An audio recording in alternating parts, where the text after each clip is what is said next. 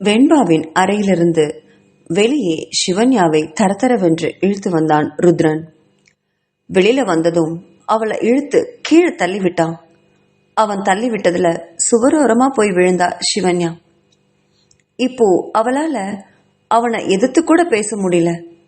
தன்னோட பலம் முழுவதையும் இழந்திருந்தா அவ. தன்னோட தோழி வெண்பாவுடைய அண்ணன் ருத்ரன் அப்படிங்கிற விஷயம் அது தெரிஞ்சவளால அதை ஜீர்ணிக்கவே முடியல. ஐயோ, அதை விட வெண்பா இப்படி சீர்குழைந்து கிடப்பதையும் அவளால கொஞ்சம் கூட நம்ப முடியல. ருத்ரனோட காலில் போய் விழுந்தா சிவன்யா. சத்தியமா சொல்றேங்க, வெண்பா இப்படி கிடக்கிறதுக்கு நான் காரணமே இல்லை, என்ன நம்புங்கன்னு கதறி அழுதா.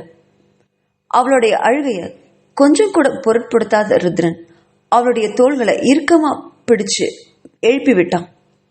நீ பண்ண தப்புக்கு அதை ஒத்துக்கிட்டு மன்னிப்பு அன்னைக்கே கேட்டிருந்தா கூட ஓரளவுக்கு நான் உன்னை மன்னிச்சிருப்பேனோ என்னவோ. ஆனா பண்றதெல்லாம் பண்ணிட்டு ஒன்னும் தெரியாத அப்பாவி மாதிரி உன்னோட சொந்த ஊருக்கே போய் அங்க உன் குடும்பத்தோட சந்தோஷமா இருந்திருக்க. இப்ப கூட நான் உன்னை கூட்டிட்டு வந்து காமிச்சு கூட நீ பண்ண தப்ப ஒத்துக்கவே மறுக்கிற. வெண்பா இனி எந்திரிக்க மாட்டேங்கிற தைரியத்துல தானே பொய் மேல பொய் சொல்லிட்டே இருக்க என்றான் ருத்ரன். ஐயோ, அப்படியெல்லாம் இல்லவே இல்லைங்க. அவளுக்கு என்ன நடந்தது, எப்படி இது நடந்தது எனக்கு எதுவுமே தெரியாதுங்க.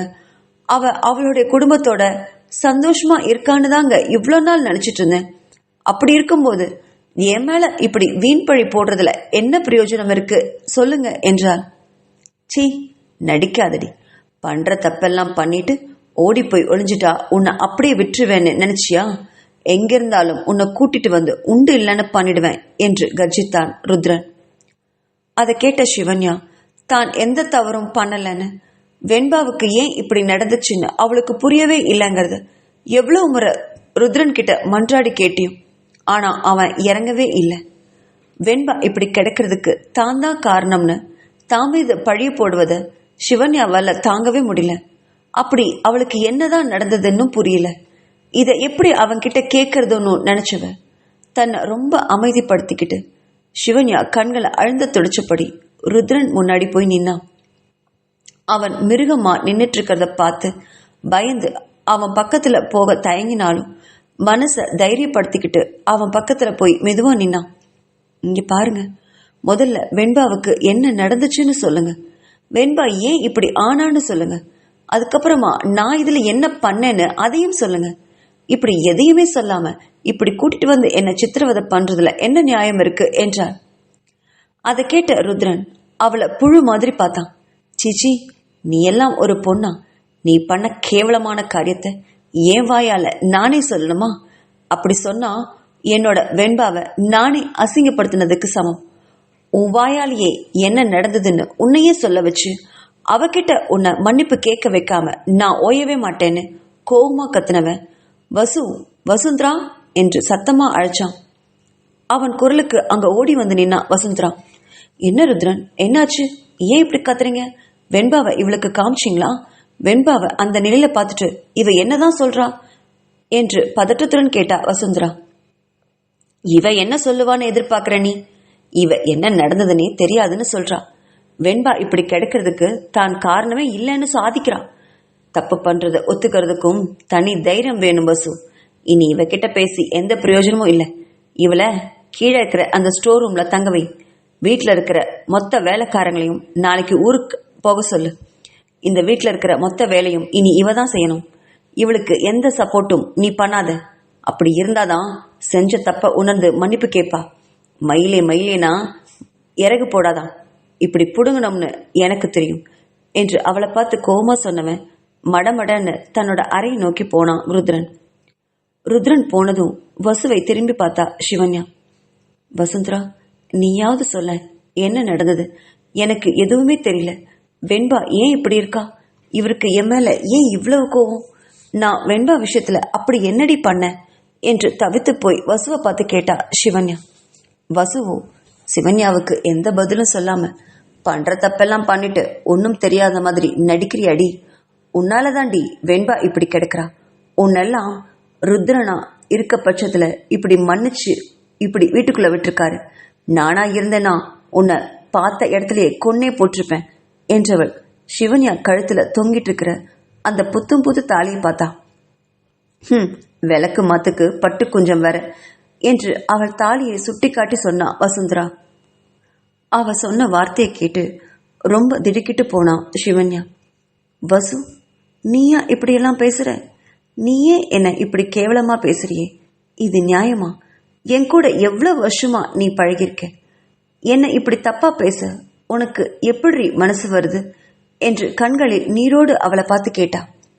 ஆனா சிவன்யாவை பார்த்து கொஞ்சம் கூட இறக்கப்படாத வசுந்தரா, சரி சரி அழுது சும்மா சீன் போடாத, ருத்ரன் சொன்னதை கேட்டல்ல, உன்னோட அறையை காமிக்கிறேன் வா என்று கீழே உள்ள ஒரு 10க்கு 10 ஸ்டோர் ரூமை காட்டினான்.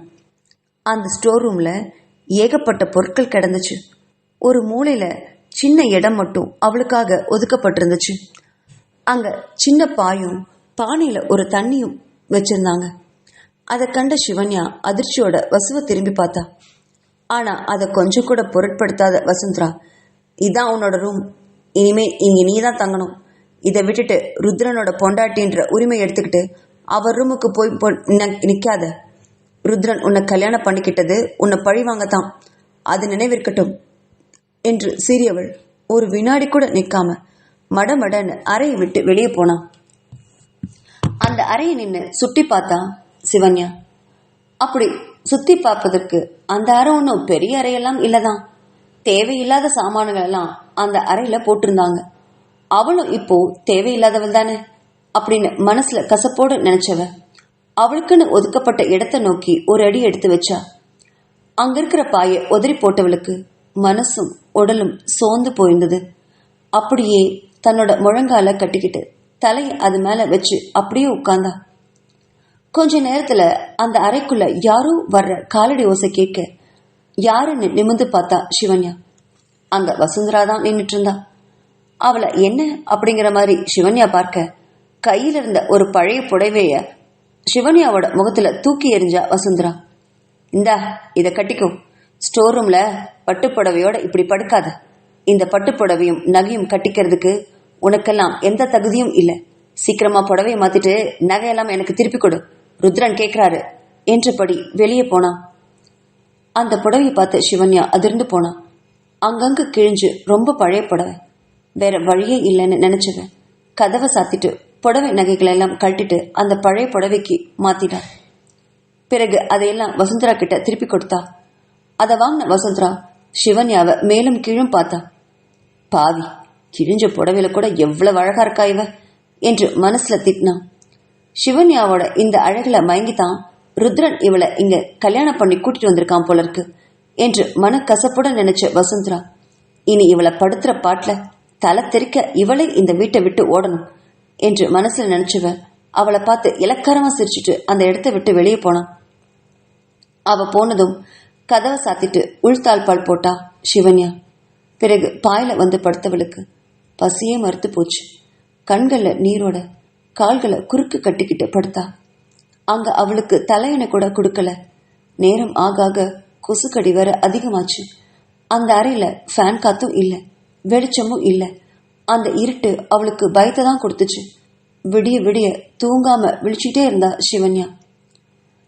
தன்னோட அறைக்குள்ள வந்த ருத்ரனுக்கு ஒரு பொட்டு தூக்கம் கூட வரல. கொஞ்ச நேரத்துக்கு முன்னாடி சிவன்யா கிட்ட இனி நிம்மதியா சாப்பிட்டு தூங்க போறேன்னு சொல்லியிருந்தான். ஆனா அவனால இவ்வளவு நாள் சாப்பிட்ட அந்த உணவை கூட சாப்பிட முடியல, தூங்கவும் முடியல. அது ஏன்னு அவனுக்கே புரியல.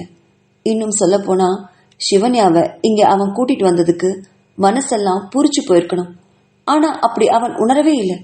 அது ஏன்னு அவனுக்கு ஒன்னும் புரியல. மனசெல்லாம் வேதனையில கசங்கி போயிருந்தது. தனக்குன்னு இந்த உலகத்துல ஒரு உயிர் இருக்குன்னா அது தன்னோட தங்கை வெண்பா மட்டும்தான். இந்நேரம் எவ்வளவு அழகா துருத்துருன்னு ஓடி சந்தோஷமா இருந்திருப்பா. ஆனா இன்னைக்கு அந்த சிவன்யாவால கீழ்த்தெரிக்கப்பட்ட நார் போல கிடக்குறா. சிவன்யாவ ருத்ரன் எவ்வளவு நேசிச்சான்ங்கிறது அவனுக்கு மட்டும்தான் தெரியும். இந்த சிவன்யாவை தனக்கு அறிமுகப்படுத்தினதே தன்னோட தங்கை வெண்பதான். அவளுக்கு தான் சிவன்யாவை கல்யாணம் பண்ணிக்கணும்னு எவ்வளவு ஆசை. அவ அடிக்கடி அதை சொல்லிக்கிட்டே இருப்பா. அவள் ஆசைப்பட்டப்போ இப்ப சிவன்யா திருமணமும் கல்யாணம் பண்ணியிருக்கான். ஆனா அதை பார்க்கறதுக்கு தான் வெண்பாவால இப்ப முடியல. அதுக்கு காரணமும் இந்த சிவன்யா தான் நினைக்கும் போது அவ மேல ஆத்திரமும் கோபமும் பல மடங்கு ஆயிட்டே போயிருந்தது ருத்ரனுக்கு.